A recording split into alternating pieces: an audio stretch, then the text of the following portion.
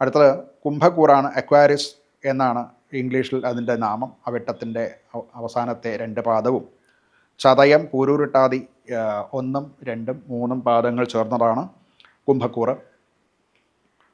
ലഗ്നത്തിൽ അവർക്ക് ബുധനും ശുക്രനും സൂര്യനും രവിയും കുജനും ഒന്നിച്ച്, രാഹുവും ഒന്നിച്ച് വരുന്ന സമയമാണ്. ജീവിതത്തിൻ്റെ ക്രമം ഒന്ന് മാറി വേറൊരു പുതിയ ക്രമത്തിലേക്ക് വരുന്നതിനെപ്പറ്റി ആലോചിക്കാം. അങ്ങനെയുള്ള കാര്യങ്ങൾ തീരുമാനമെടുത്ത് നിൽക്കുന്നവർക്ക് അത് പ്രാവർത്തികമാക്കാനും ഉള്ള സാധ്യത ഉള്ള കാലമാണ്. ധനപരമായിട്ട് ഇപ്പോൾ ഉള്ളത് കൂടാതെ മറ്റു ചില വരുമാന മാർഗങ്ങളെ പറ്റിയൊക്കെ ചിന്തിക്കും.